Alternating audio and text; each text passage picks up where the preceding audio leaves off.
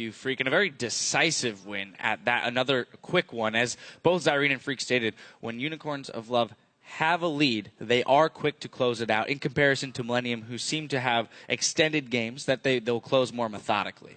Yeah, definitely. When they get that lead, they start going for the more aggressive picks. They start getting in the jungle, and they just start sieging. And Millennium's team comp is so bad against sieging. They have an assassin. They don't have the wave clear necessary to defend from a siege. So as soon as Unicorns of Love get that advantage and get on the siege, they just start getting into Millennium's base, and there's not much they can do. I want to take a look at the picks and bans, because as we expected, the Poppy did come through as a ban, but that meant they had to replace it with something, right? So they ended up leaving up J4. And I had questioned, all right, leaving up the J4, can he use it to the extent where he can have some early pressure? And are they going to properly combo it with the Orianna to get some dives and again, early objective control? And it seemed to work.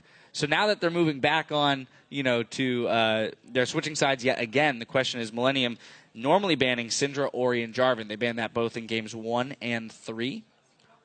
If they have to throw the Poppy ban back up, which one of those 3 do you get rid of? I think they're probably going to get rid of the Ori ban and go Syndra, Poppy, Jarvan. I think you still have to ban that Poppy. It looks like Kevin's played Mundo all 4 games. It seems like that's his comfort pick, and that's what he really wants to be on, and he's not comfortable on much else. But I think it's really important that Millenium gets the early game lead, because Millennium's running these assassin comps where they have to get Kerp ahead. Their win condition is basically Kerp right now. It's like, Kerp, get ahead on this assassin and give us all the map pressure we need to make these plays to get the Dragons to be ahead. And that didn't happen game 4. That didn't happen game 3.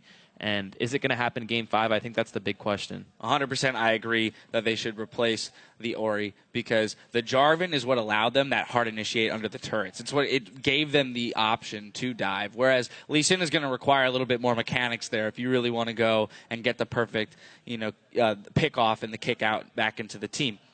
I want to jump into a replay here. We're going to go 11 minutes into the game, because we talked about how Millennium's win condition is their mid lane, and we wanted somebody to extend pressure to the mid lane. Interestingly enough, though, it's Thresh who does it in this game.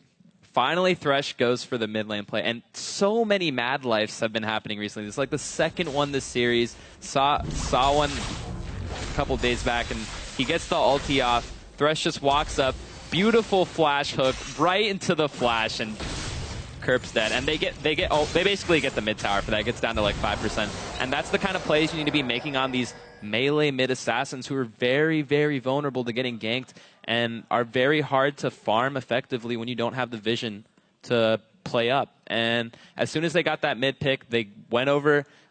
They actually didn't set up well for the Dragon, but Lucian got a nice steal on it, which even sealed Millennium's fate even more, because they lost the Dragon and they lost the mid turret, and then they just kept pressuring mid. They pressured bottom, and you could see Millenium couldn't do anything. Talon wasn't strong enough to split push. He wasn't strong enough to burst anyone, and their team fight just fell completely apart. That's a lot of gold into Unicorn's hands at that point, too. And I want to point out that in the mid lane, we saw a very similar build to Kerp's Fizz in the first game, where having a massive gold lead, they went for the defensive item first, choosing to go for that Hourglass as a safe way to make sure that they could close out the game quickly and efficiently, but while still having a fair amount of AP to support their aggression. Yeah, Hourglass is definitely like one of the biggest anti-throw capabilities for like a mid against any like assassin, especially like a Talon.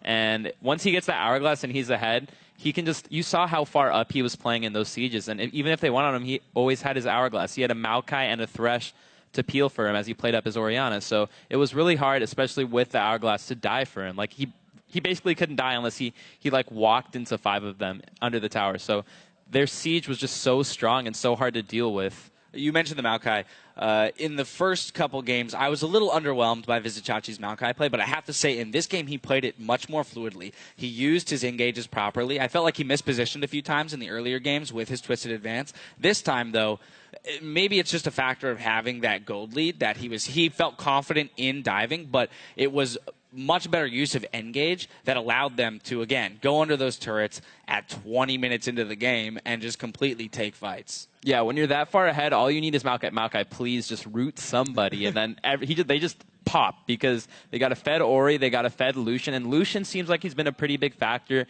in these series too. They picked up the Lucian, they picked up the stronger lanes, and it seems like it's been working out very well for him as opposed to the Tristana pick. Yeah, the importance of the early game really showing for Unicorns here. I do want to hop into the second replay because all of this early game pressure that we talk about and the lead that they're securing factors into what they're able to do 15 minutes into the game under a turret. Yeah, this just leads into Unicorn of Love's win condition against Millennium's specific comp. Millennium's comp, again, has really poor wave clear, so they're really bad at dealing with the onslaught of the siege, and you just see the hooks go out, Jarvan just jumps in, pops Elise, and there's chaos everywhere, but to top it all off, Unicorn of Love is just way stronger than Millennium right now, and they can't do anything about that siege, so they just basically just run them over at this point. It's another great hook here, too. Yeah, this guy has just been landing so many great hooks on Thresh. I think he's had 2 Mad Lives this series already, and I've been really impressed by his Thresh play. Both Freak and Zyrene have mentioned Hylissang's ability to play Thresh. He's been on it throughout the entire series, and it's fine. He's finally able to, like, in this win, it was really showcased his ability to make plays on that champion. But now, of course, we're at the all-important Game 5, where everything's up in the air. There's no question Unicorns have momentum in their favor. So let's look at Millennium, because they played the first 2 games very well. However, is it time for them to get away from that assassin-reliant composition, where if it doesn't work out, they have no other options? I feel like they have to give themselves more outs as it goes later into the game. Yeah, the first time they had Poppy that kind of dealt with like what Millennium was running. This time they kind of had the Jarvan, and they just got those advantages. And the Game 5, the deciding game, they were Unicorns of Love were down 2-0, and they came back 2 games. And it's once you're at that 5th game and you're up 2-0 like that, it's so hard for any team to come back and be like, are we going to run Assassins again? What are we going to do? And what's worked for them twice is the Assassin, so they're probably going to go for that for the 5th deciding game. But they might try to shake it up. It's the 5th game. The number one thing you want to do is realize, okay, it's a best of 1 now. Like, clear your mind, realize that this is the all-important game. What happened in the last 4 games don't matter. The mistakes don't matter. Just focus on this one game. And, yeah, don't let the other games get you down. And it might be hard for Millennium after those 2 games. And just to follow up on that, I feel like the period of time in which is going to be the most important, I mean, we've said it this whole time, is that first 10 minutes of the game. Because it's so important, actually, for both teams. For Unicorns, they need that lead in the first 10 minutes because it seems like if they don't have it, they will get beat out by decision-making and solid team fighting on the side of Millennium. However, if Millennium hands over that lead, right? If they don't play their kind of safe, steady, take objective, good vision control early game, then Unicorns will steamroll them once they have a couple thousand gold in their pockets. Yeah, I definitely think the Lucian pick is going to be pretty big in this 5th game. Whoever gets the Lucian, I think it's worked very well for whichever teams had Lucian because it's put so much pressure on the bot lane, and both AD carries seem to have done really well with Lucian. So I think that's going to be huge to determine who gets ahead in the early game. And the Dragon control is also going to be very important. Well, picks, bans, early game, vision, dragon control, all of those things are going to be very interesting to keep an eye on in this next game because we do have a spot in the 2015 LCS that comes down to a single game. Unicorns of Love and Millennium throw everything they have at each other after the break. Don't go anywhere. The curve. But this is going to be an even bigger spike. Shockwave. Nice shockwave. Curve has to. Oh, Hylissang! Oh my God! Oh my God, Hylissang! What else can you say? Nice. Analyst still on the side. Push. They should back out.